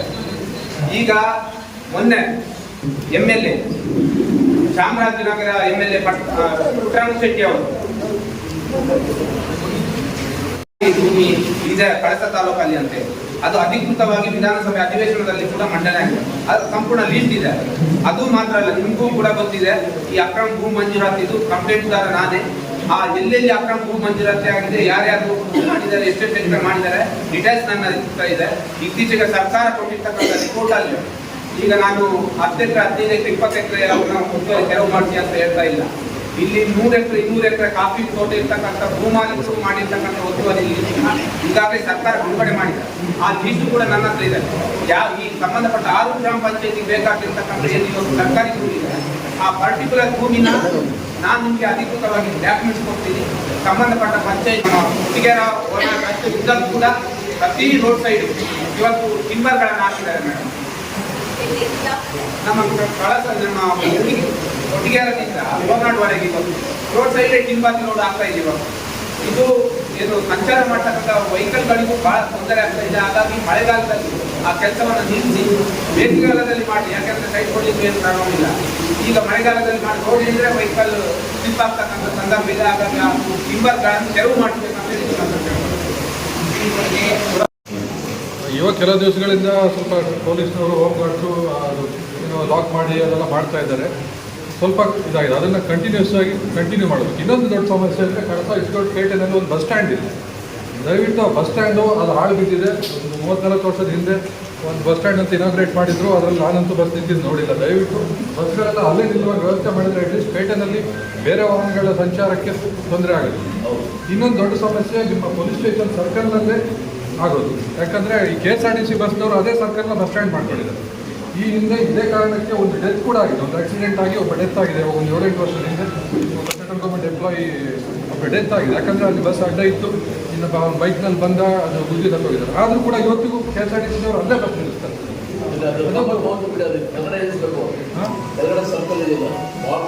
ಹೌದು, ಅದು ನಿಲ್ಲಿಸ್ಬೇಕು. ಅದ್ರ ಬಗ್ಗೆ ಒಂದು ದಯವಿಟ್ಟು ಕ್ರಮ ತಗೊಬೇಕು ಅಂತ ನನ್ನೊಂದು ಮನವಿ. ಮತ್ತು ಈ ಬಸ್ ಸ್ಟ್ಯಾಂಡ್ ಕೂಡ ಅದೊಂದು ಬಸ್ ಸ್ಟ್ಯಾಂಡ್ ಹಾಳು ಬಿದ್ದಿದೆ, ಅದನ್ನೊಂದು ಸರಿ ಮಾಡಿದರೆ ಬಸ್ಗಳೆಲ್ಲ ಅಲ್ಲಿ ನಿಂತರೆ ಜನಗಳಿಗೂ ಅನುಕೂಲ ಆಗುತ್ತೆ. ಪೇಟೆಯಲ್ಲಿ ಟ್ರಾಫಿಕ್ ಮೂವ್ಮೆಂಟಿಗೂ ತುಂಬ ಅನುಕೂಲ ಆಗುತ್ತೆ. ಕಳಿಸ ಏನಿಲ್ಲ 150 ಆಟೋಗಳಿದ್ದಾವೆ. ಅದು ಕರೆಕ್ಟಾಗಿ ಸ್ಟಾರ್ಟ್ ಇಲ್ಲ. ಏನಿಲ್ಲ ಅವ್ರು ಹೇಳೋದು ಪಾರ್ಕಿಂಗ್ ಸಮಸ್ಯೆ ಆಗ್ತಿದೆ ಅಂತ. ನಮ್ಮ ಏರಿಯಾ ಒಂದು 20-30 ಆಟೋಗಳು ಪಾರ್ಕಿಂಗ್ ನಿಲ್ಲಿಸ್ತಿದ್ವಿ. ಈ ಕಡೆ ಸ್ಟ್ಯಾಂಡ್ ಇಲ್ಲ, ಪಂಚಾಯತಿ ಕಡೆ 3 ಆಟೋ ಸ್ಟ್ಯಾಂಡ್ ಇದೆ. ಪಂಚಾಯತಿ ಕಡೆ ನಮಗೆ ಪರ್ಮಿಷನ್ ಲೆಟರ್ಸ್ ಕೊಡ್ತಾ ಇಲ್ಲ. ಸೊ ಪೊಲೀಸ್ ಸ್ಟೇಷನ್ ಹೋದ್ರೆ ಪರ್ಮಿಷನ್ ಲೆಟರ್ ತಗೊಂಡ್ಬಿಟ್ಟು ನೀವು ಬೇಕಾದ್ರೆ ಅಲ್ಲಿ ನಿಲ್ಲಿಸಿ ಅಂತ ಹೇಳ್ತಾರೆ. ಹೌದಪ್ಪ, ನಮ್ದಲ್ವ ಜಾಗ. ಅದೇ ಸರ್, ನಮಗೆ ಸ್ಟ್ಯಾಂಡ್ ಇದ್ರು ನಿಲ್ಸಕ್ಕೆ ಇದಿಲ್ಲ, ಅವಕಾಶ ಇಲ್ಲ. ಕಟ್ಟಿದ್ದಾರೆ, ಅದರಲ್ಲಿ ಹೋಟೆಲ್ ಗೀಟಲ್ ಮಾಡ್ಕೊಂಡಿದ್ರು, ಆಟೋ ನಿಲ್ತಾ ಇಲ್ಲ. ಆಟೋ ನಿಲ್ಲಲ್ಲ, ಬೇರೆ ವ್ಯವಸ್ಥೆ ವ್ಯಾಪಾರ ವಹಿವಾಟು ನಿಲ್ತಾ ಇಲ್ಲ. ಆಟೋ ನಿಲ್ಲಿಸ್ತಾ ಇದ್ದಾರೆ, ತುಂಬಾ ವರ್ಷದಿಂದ ಆಟೋಗಳು ನಿಲ್ತಾರೆ ಪ್ರೈವೇಟ್ಗಳು. ಈಗ ನಾವೀಗ ಸಡನ್ ಆಗಿ ನಿಲ್ಲಿಸಿದ್ರೆ ಆ ಕಡೆಯಿಂದ ಗಲಾಟೆ ಬರುತ್ತೆ. ಅವಾಗ ಪೊಲೀಸ್ ಕಿರಿಕ ಅದಕ್ಕೆ ಅವರು ಪೊಲೀಸ್ ಸ್ಟೇಷನ್ಗೆ ಬಂದು ಪರ್ಮಿಷನ್ ಲೆಟರ್ ಬೇಕು ಅಂತ ಹೇಳಿ, ನಮಗೆ ಪಂಚಾಯತ್ ಕಡೆಯಿಂದ ಪರ್ಮಿಷನ್ ಲೆಟರ್ ಸಿಗ್ತಾ ಇಲ್ಲ. ಸೊ ಇದು ಸಮಸ್ಯೆ. ಒಟ್ಟು 3 ಜಾಗ ಇದೆ ಸ್ಟ್ಯಾಂಡ್. ಬಟ್ ಅದಕ್ಕೆ ಹಳ್ಳಿ ಕಡೆಯಿಂದ ಪೊಲೀಸ್ ಸ್ಟೇಷನ್ ತನಕ ಒನ್ ವೇ ಮಾಡಿದ್ದು ಚೆನ್ನಾಗಿತ್ತು ಅಂತ. ಆಯ್ತು, ಯಾಕಂದರೆ ಒನ್ ವೇ ಮಾಡಿದ್ಮೇಲೆ ಅದು ಇಂಪ್ಲಿಮೆಂಟ್ ಆಗಬೇಕು, ಜೊತೆಗೆ ರೆಗ್ಯುಲರ್ ಆಗಿ ಆಗಬೇಕು.